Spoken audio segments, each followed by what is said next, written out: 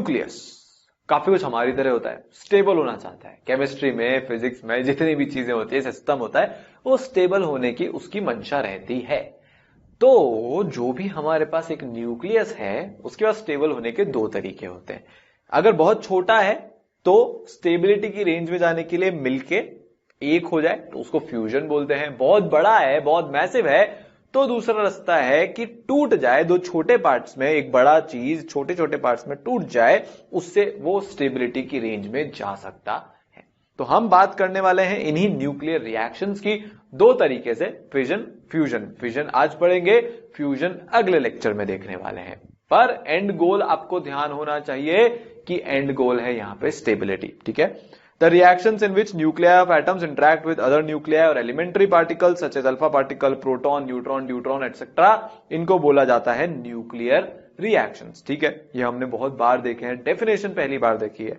Resulting in the formation of a new nuclei with or without liberation of one or more elementary particles are called nuclear reactions. कुछ एक चीजें थी, उन्होंने elementary particle के साथ react किया, अब वो फ्यूज भी हो सकते हैं, ब्रेक भी हो सकते हैं। आपके पास कुछ एक प्रोडक्ट बने, वो छोटे न्यूक्लियाई हो सकते हैं, बड़े न्यूक्लियाई हो सकते हैं, और साथ में कुछ एक एलिमेंट्री पार्टिकल्स रिलीज हो भी सकते हैं, नहीं भी हो सकते हैं। तो ये जो सारी कहानी, जो सारी खिचड़ी हो रही है, इस खिचड़ी को बोला जाता है न्यूक्लियर रिएक्शन, ठीक है। समझ आई बात। The particles resulting in nuclear reactions are also called projectiles. क्या बोला जाता है? प्रोजेक्टाइल्स। मान लो मेरे को कोई न्यूक्लियर रिएक्शन करवाना है, मैंने एक पार्टिकल को उसकी तरफ फेंका, तो वो जो पार्टिकल मैंने फेंका वो कहलाता है प्रोजेक्टाइल। क्या कहलाता है वो कहलाता है प्रोजेक्टाइल, ठीक है। बात समझ में आई। In all the nuclear reactions the total number of protons and neutrons are conserved. ये हमको ऑलरेडी भली भांति पता है। ऊपर की लाइन का सम बराबर रिएक्टेंट प्रोडक्ट साइड में, नीचे की लाइन का सम प्रोडक्ट रिएक्टेंट साइड में बराबर, मतलब ए का सम ऊपर भी बराबर और नीचे जेड का सम बराबर रिएक्टेंट एंड प्रोडक्ट साइड में, ये हमको पता है, ठीक है। Nuclear reactions may be expressed as similar to chemical reactions. जैसे कि हमारे पास ये नाइट्रोजन है, इसको हमने अल्फा पार्टिकल का अटैक करवा दिया। अल्फा पार्टिकल यहां पे मैं प्रोजेक्टाइल की तरह से यूज कर रहा हूं, ठीक है। आपको लैंग्वेज में ऐसी भाषा दिख सकती है क्वेश्चन में कि प्रोजेक्टाइल ऑफ अल्फा पार्टिकल वो यूज, तो कंफ्यूज मत हो जाना कि यहाँ पे वो पैराबोलिक पाथ और फलाना डिमाका का यूज हो रहा है, नहीं। प्रोजेक्टाइल यहाँ पे टर्मिनोलॉजी है फॉर अ पार्टिकल जिसको हम फेंक रहे हैं सामने रिएक्शन करवाने के लिए उस न्यूक्लियस के साथ। तो होगा क्या कि ये दोनों मिलके ज्वाइन हो जाएंगे, आपके पास एक क्या बन जाएगा? ऑक्सीजन का न्यूक्लियर बन जाएगा, एक आइसोटोप बन जाएगा, और आपके पास एक हाइड्रोजन का एटम यहां पे जनरेट होगा, हाइड्रोजन न्यूक्लियाई जनरेट होगा, ठीक है। क्या जनरेट होगा? एक हाइड्रोजन न्यूक्लियाई यहां पे जो है आपका जनरेट होगा। समझ में आई बात, ठीक है। बैलेंस देख लो, 14 और 4 18, 17 और 1 18, नीचे 7 और 2 9, 8 और 1 9। बैलेंस देखो, तो मैंने बोला ही था कि रहेगा, ठीक है ना। Here the nucleus of nitrogen atom is converted into the nucleus of oxygen atom by alpha particle and proton is also produced as a byproduct। एक प्रोटॉन प्रोड्यूस हुआ बाय प्रोडक्ट की फॉर्म में, और ऑक्सीजन का isotope, oxygen का nucleus oxygen 17 यहां पे produce हुआ, ठीक है। These reactions, अब एक और आपको शॉर्ट फॉर्म दिखेगी क्वेश्चंस में, वो भी मैं आपको यहां पे क्लियर कर देता हूं कि कैसे लिखा हो सकता है, ठीक है। शॉर्ट हैंड नोटेशन, जिसको अभी हम सीखने वाले हैं, शॉर्ट हैंड नोटेशन आपको लिखा हुआ मिलेगा, in which the projectile and the liberating particle are expressed by their symbols in a small brackets in between the parent and product nucleus। तो हमारे पास रिएक्शन क्या थी? For example the above reaction may also be expressed as this। Reaction हमारे पास क्या थी कि हमारे पास ये था, उस पे हमने एक हीलियम न्यूक्लियस को फेंका, हमारे पास बन गया ऑक्सीजन, इधर 17 इधर 8, प्लस हमारे पास बन गया हाइड्रोजन, ये, ठीक है। तो ये हमारा एलिमेंट्री पार्टिकल है, ये हमारा एलिमेंट्री पार्टिकल है। इधर हमने लिखा है रिएक्टेंट, ये हमारे एलिमेंट्री पार्टिकल्स ब्रैकेट में उनके सिंबल के साथ। तो अल्फा का सिंबल अल्फा होता है, प्रोटॉन का सिंबल पी होता है, न्यूट्रॉन को एन, ठीक है, न्यूट्रॉन का रिप्रेजेंटेशन होता है एन से, बीटा माइनस, बीटा प्लस, ये सारे रिप्रेजेंटेशन होते हैं, और गामा। समझ में आई बात, ये आप ऑलरेडी देख चुके हो, ठीक है। तो इसको आप इस तरह से भी लिख सकते हो, ये है अपना प्रोडक्ट। तो रिएक्टेंट पहले, फिर एलिमेंट्री पार्टिकल पेरेंथीसिस में, ब्रैकेट में, राउंड ब्रैकेट्स में, ठीक है, और फिर क्या है अपना प्रोडक्ट। और लेफ्ट में कौन आएगा? जो रिएक्टेंट साइड में है। राइट में कौन आएगा? जो प्रोडक्ट में है। इधर अगर दोनों साइड में है, और अगर सिर्फ प्रोडक्ट साइड में है तो कुछ नहीं करना, बीच में ब्रैकेट लगा के प्रोडक्ट साइड को लिख देना है। ठीक है, सिंपल इन्वॉल्व है। वैसे भी आपको ये रिएक्शन बैलेंस करोगे तो आपको पता चल जाएगा कौन लेफ्ट में है कौन राइट में है, तो वैसे कोई ज्यादा चिंता करने की जरूरत नहीं है, जनरली ऐसा लिखा जाता है। ठीक है, चले आगे। चलो अब हम बात करने वाले हैं फिजन रिएक्शन की, जिसका हम कब से वेट कर रहे हैं, जिसका हमको पता है कि हमने जैसे न्यूक्लियर के इंट्रोडक्शन में देखा था कि वर्ल्ड की टोटल पावर का 14% जो है अभी अपना फिजन से हो रहा है। ठीक है, इंडिया की 3% अप्रोक्सीमेटली जो पावर हम जनरेट करें इलेक्ट्रिक पावर, वो फिजन रिएक्शंस के थ्रू हो रही है।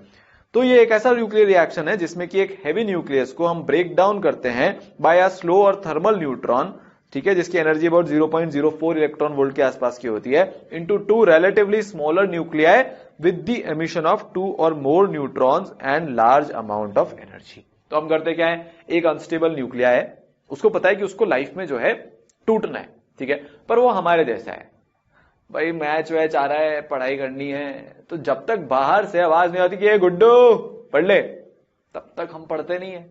और आवाज किसी आएगी, मां की आवाज आएगी, हमको पता है यार पढ़ने से हमारी लाइफ स्टेबल हो जाएगी, मोस्टली केसेस में ऐसे ही होने वाला है।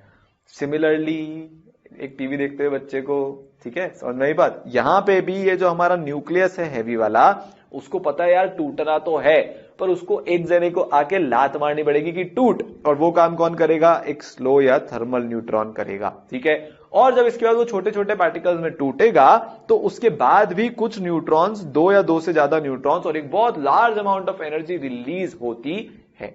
ठीक है, तो एक बार लिख लेते हैं एग्जांपल के लिए, एटम बॉम्ब का रिएक्शन, ये वाला जो अपना रिएक्शन होता है, ठीक है ना, इधर हमने कितने न्यूट्रॉन एमिट हुए, 3 एमिट हुए। आप देखो U235 है ना, 92 U235, ये बिस्मथ के आगे वाला है, तो ये क्या टेंडेंसी रखेगा, हैवी है, टूटने की टेंडेंसी रखेगा। हमने एक न्यूट्रॉन एक प्रोजेक्टाइल किया, बूम, ठीक है, तो क्या हुआ, बेरियम बना और क्रिप्टन बना। ये दोनों आप अगर ध्यान से देखोगे तो ये दोनों बिस्मथ के पहले वाले हैं, रिलेटिवली स्टेबल होते हैं, और यहां पे 3 न्यूट्रॉन भी बने। ठीक है, इसमें क्या होता है कि अगर आप सिर्फ एक पर्टिकुलर रिएक्शन, एक न्यूक्लियाई के रिएक्शन की बात करोगे तो फिर जो एनर्जी रिलीज होती है वो काफी छोटी होती है। पर मान लो अगर मेरे पास सिर्फ 1 ग्राम यूरेनियम है तो उसमें भी इतने ज्यादा नंबर ऑफ पार्टिकल्स होते हैं कि जो एनर्जी इन्वॉल्व है वो बहुत ज्यादा हो जाती है। तो जब हम एक न्यूक्लियर बॉम्ब फोड़ते हैं तो अप्रोक्सी आप मान लो कि इतने साइज का एक बॉम्ब होता है, ठीक है, इससे बड़ा भी हो सकता है, इसको जाके आप ऐसे ड्रॉप कर देते हो, उसको इनिशिएट कर देते हो, और इतनी ज्यादा ह्यूज अमाउंट में एनर्जी रिलीज होती है। आपने बहुत ही एक फेमस इमेज है, हमारे कल्चर में आ गई है, वो मशरूम क्लाउड की जो हिरोशिमा नागासाकी के ऊपर हुआ था, कि बॉम्ब फटा और ऐसे एक क्लाउड ऐसा रिलीज हुआ और पूरी की पूरी सिटी नेस्तनाबूत हो गई, खत्म हो गई, पूरे एकदम लेवल हो गई वो सिटी। इतनी ज्यादा पावर होती है एटम बॉम्ब में। तो फिर हमने सोचा कि यार जब एटम बॉम्ब में इतनी ज्यादा पावर रिलीज हो सकती है तो हम क्या इस रिएक्शन को कंट्रोल करते हुए इसको एनर्जी प्रोडक्शन के काम में ले सकते हैं क्या, क्योंकि इतनी एनर्जी है, अगर हम कंट्रोल्ड वे में धीरे धीरे धीरे धीरे धीरे धीरे इस एनर्जी को टैप करते जाएं तो हमारी दुनिया की एनर्जी प्रॉब्लम सॉल्व हो सकती है। ठीक है, समझ में आई बात। यहां पे 200 मेगा इलेक्ट्रॉन वोल्ट की एनर्जी रिलीज होती है, कितनी, 200 मेगा इलेक्ट्रॉन वोल्ट की एनर्जी। अब अगर आप इस एनर्जी को धीरे धीरे धीरे धीरे करके रिलीज करवा पाए, ऐसे टैप कर पाए, एकदम फड़ाम भड़ूम के तरीके से नहीं, और आराम से प्यार प्यार से, तो बहुत काम की है ये हमारी एनर्जी। ठीक है, it is also found that the products of nuclear fission reactions are not unique. अलग अलग तरह के प्रोडक्ट्स हो सकते हैं, सेम ही रिएक्शन के अलग अलग प्रोडक्ट्स हो सकते हैं। सम मोर प्रोडक्ट्स आर फॉर्म, जैसे फॉर एग्जाम्पल कि अभी बता दूं आपको, एक एग्जांपल इसमें बताऊंगा कि जो अपना एक अनस्टेबल न्यूक्लियाई है वो एटम ए में भी जा सकता है, एटम बी में भी जा सकता है। एग्जांपल से समझेंगे। Most probable mass numbers of the 2 nuclides formed, जो भी फिजन के बाद टूट के नए न्यूक्लियाई बन रहे हैं, उनका 95 से 140 के बीच का मास नंबर होता है। किससे, 95 से 140 के बीच का मास नंबर होता है, और average of 2.5 neutrons is emitted out पर फिजन। अब आप सोच रहे हो सर ये 2.5 आधा न्यूट्रॉन ब्रेक होके आता है क्या, नहीं, किसी रिएक्शन में 2 न्यूट्रॉन निकल जाते हैं, किसी रिएक्शन में 3 न्यूट्रॉन निकल जाते हैं। एवरेज जो हमारा आता है वो 2.5 न्यूट्रॉन्स पर फिजन, ठीक है, उसका आता है। जैसे मैं आपसे एग्जांपल की बात कर रहा था, तो ये जो अपना 235 यूरेनियम है, ये one of the most famous radio active element है। ये जिनॉन में भी जा सकता है, मतलब जिनॉन और स्ट्रोंशियम में जा सकता है with the emission of 2 neutrons, या फिर ये आयोडीन में प्लस किसमें, वाई में भी जा सकता है with the emission of 2 neutron. तो ये अलग अलग तरीके से डीके हो सकता है। जैसे अपन ने थोड़े टाइम पहले डिसइंटीग्रेशन सीरीज पढ़ी थी यूरेनियम की, उसमें कुछ अलग प्रोडक्ट्स बन रहे थे। तो अलग अलग प्रोडक्ट बन सकते हैं डिपेंडिंग ऑन कि भाई मटेरियल किस स्टेट में है, वो क्या चाहता है, वगैरह वगैरह। तो रैंडम प्रोडक्ट्स बनते हैं, एक पर्टिकुलर प्रोडक्ट बनने का ऐसा जरूरी नहीं है। ठीक है ना, आगे चलें। The destructive action of atom bomb is due to the following reasons. अब आप सोचोगे कि एटम बम इतना डिस्ट्रक्टिव हो कैसे जाता है, अभी बताता हूं। देखो होता क्या है कि हमने पहले न्यूट्रॉन फायर किया था। बात को समझना, हमने मान लो ये मेरा एटम बम है, मैंने इस पे एक न्यूट्रॉन फायर किया, तो कुछ एक आध न्यूक्लियस जो है वो एक्टिवेट होगा। न्यूट्रॉन को फेंक के न्यूक्लियस एक्टिवेट होता है, ब्रेक होना। जब वो ब्रेक होगा तो कुछ और न्यूट्रॉन निकलेंगे। वो और न्यूट्रॉन जाके, मान लो 2 न्यूट्रॉन निकले, तो वो 2 न्यूट्रॉन जाके 2 न्यूक्लियस को जो है एक्टिवेट कर देंगे। फिर उन 2 न्यूक्लियस से 4 न्यूट्रॉन निकलेंगे, तो 4 और न्यूक्लियस, फिर 4 से 8, फिर 8 से 16, 16 से 32, 32 से 64।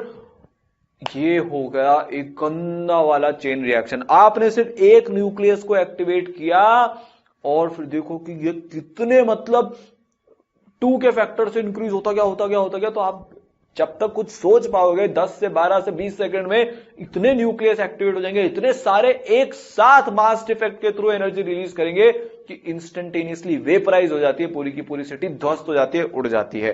ठीक है, they may collide efficiently with other U-235 to produce more neutrons and thus the reaction occurs in chain like fashion। पूरी चेन बन जाती है एकदम फिजन की, एक के बाद एक, एक के बाद एक, एक के बाद एक। पूरा जो आपने मास लिया हुआ था वो ऐसे फट जाता है और बहुत ही भयानक अमाउंट ऑफ एनर्जी रिलीज हो जाती है। ठीक है, it results in the emission of a large amount of energy in very small time. बहुत छोटे से टाइम में बहुत ज्यादा एनर्जी, वो हमारी सिटीज वगैरह सस्टेन कर नहीं सकती और बर्बाद हो जाती हैं, खत्म हो जाती हैं। ठीक है, each product of fission is radioactive and hence increases the intensity of radiation in that region, resulting in the problems due to radiation। देखो पहला तो जितना उस टाइम पे इतनी मासिव एनर्जी के साथ जो नुकसान हुआ वो हुआ ही, इसके अलावा उस पूरे इलाके में रेडियो एक्टिव एलिमेंट्स घुस गए। रेडियो एक्टिव एलिमेंट्स घुस के दिमाग की प्रॉब्लम कर देते हैं, हमारे जो लिम्स वगैरह हैं वो पूरे ग्रो नहीं हो पाते, कैंसर की बीमारी हो जाती है, दुनिया भर की बीमारियां हो जाती है रेडिएशन से। तो साइड इफेक्ट क्या है कि वो देश उस टाइम तो पूरा खत्म हो ही गया, उसके बाद भी जो उसके आने वाली पीढ़ियां, जो कुछ लोग बच गए वो भी बीमार और ऐसे सारे होंगे क्योंकि उनमें रेडिएशन के साइड इफेक्ट होंगे। तो ये मैन मेड सबसे गंदी चीज है। आजकल पूरी दुनिया इसी पे लड़ती रहती है ना, कि हमारे पास ये है, हमारे पास ये है, इसको धमकी, उसको धमकी, ये कर देंगे, वो हो जाएगा। पूछो ही मत, बहुत ही बुरा हाल है इस पर्टिकुलर वेपन के कारण। ठीक है, क्योंकि हमने रिस्पॉन्सिबली यूज नहीं किया, जो हमारी साइंस थी इररिस्पॉन्सिबली यूज कर लिया, तो फिर प्रॉब्लम हो गई। ठीक है, रिस्पॉन्सिबली कैसे यूज करते हैं? एक न्यूक्लियर रिएक्टर बना के यूज करते हैं न्यूक्लियर बॉम्ब की जगह। इसमें हम कंट्रोल्ड वे में एनर्जी प्रोड्यूस करते हैं। एक फर्नेस होता है जहां पे फिजन रिएक्शन परफॉर्म करते हैं हम कंट्रोल्ड वे में, ताकि हमको एनर्जी मिले। अब ये रिएक्टर में कुछ एक चीजें होती है जिनके बारे में हमको समझना है, तो हम एक एक करके समझेंगे। The essentials of a nuclear reactor are, पहला तो फ्यूअल, आपको फ्यूअल चाहिए भाई, जिसमें फिजन हो, फ्यूअल बोलेंगे। तो 2 तरह के होते हैं, पहला तो अपना होता है फिसाइल मटेरियल और दूसरा अपना होता है फर्टाइल मटेरियल। क्या क्या होते हैं ये देखते हैं। पहली बात फिसाइल मटेरियल के बारे में, ये वो न्यूक्लियाइड्स हैं जो डायरेक्टली चेन रिएक्शन शो कर देते हैं। जैसे ही आप स्लो न्यूट्रॉन से इनका बम्बार्डमेंट करोगे, एक को किया दूसरे को 4 से 8, ये वैसे वाले हैं जो चेन रिएक्शन खुद से शो कर देते हैं। ठीक है, जैसे आपने एक थोड़ा सा उनको छेड़ा एक न्यूट्रॉन से और चेन रिएक्शन चालू हुआ। ये तो हुए फिसाइल मटेरियल्स। फर्टाइल मटेरियल्स मतलब इसका एग्जांपल देख रहे हैं, फिसाइल का U-235, U-239, U-233 वगैरह वगैरह। फर्टाइल मटेरियल की अगर मैं बात करूं तो ये वो न्यूक्लियाइड्स हैं जो नॉन फिसाइल होते हैं, पर इनको फिसाइल मटेरियल में कन्वर्ट किया जा सकता है by the action of neutrons, जैसे कि U-238, थोरियम 232। मतलब बेसिकली इनमें चेन रिएक्शंस होने की प्रोबेबिलिटी काफी कम होती है as compare to fissile materials. तो ये ज्यादा कंट्रोल्ड तरीके से जो है बिहेव करते हैं। ठीक है, बात समझ में आई। पर आप इनको फिसाइल में कन्वर्ट कर सकते हो थोड़े बहुत न्यूट्रॉन्स के एक्शन से, ऐसी कोई बात नहीं है। तो 2 तरह के हुए, फिसाइल मटेरियल और फर्टाइल मटेरियल। ठीक है, तो जैसे आपने एक U-238 पे मारा एक न्यूट्रॉन, तो क्या बन गया आपका U-239, और या फिर ये भी बन सकता है या फिर ये भी बन सकता है, मतलब अलग अलग एक्शन यहां पे हो सकते हैं। ठीक है, थोरियम पे हम करा रहे हैं तो इनमें से कुछ भी यहां पे फॉर्म हो सकता है। ठीक है, मतलब फर्दर जो है अपना जो चेन रिएक्शन चलेगा, जो भी रिएक्शन आगे चलेगा, ये तीनों में से आपको कुछ भी मिल जाएगा, ऐसी ऑब्जर्वेशन हमारी रही है। ठीक है। Such conversion are performed in a special type of nuclear reactor called breeder reactor. तो आपके पास एक मटेरियल आया, कौन सा मटेरियल आया? फर्टाइल मटेरियल आया, आपको उसको फिसाइल में कन्वर्ट करना है। तो एक ब्रीडर रिएक्टर हमको चाहिए होता है जो फर्टाइल को फिसाइल में कन्वर्ट करे, और फिर हम उस फिसाइल मटेरियल से क्या कराते हैं? न्यूक्लियर रिएक्शन परफॉर्म कराते हैं, जिससे हमारा न्यूक्लियर रिएक्टर ऑपरेशनल होता है, जिससे हमको एनर्जी मिलती है। ठीक है। अब न्यूक्लियर रिएक्टर में भी कुछ एक चीजें होती है जो हमको समझनी है, जैसे कि मॉडरेटर।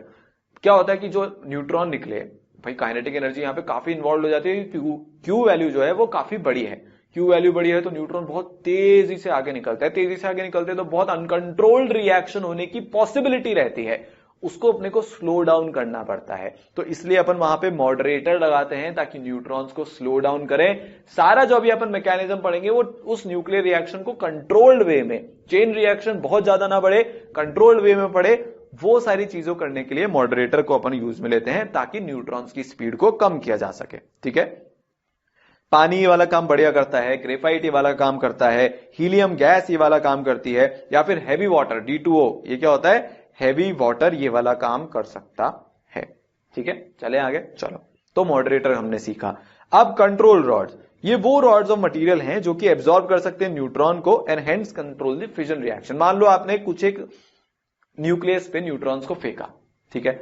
अपन इसमें क्या करते हैं कि ऐसे ब्लॉक्स में लगाते हैं, जैसे पहला ब्लॉक ये हो गया, ठीक है, फिर सामने दूसरा ब्लॉक जिसमें आपके बहुत सारे न्यूक्लियस पड़े, सामने तीसरा ब्लॉक जिसमें बहुत सारे न्यूक्लियस पड़े।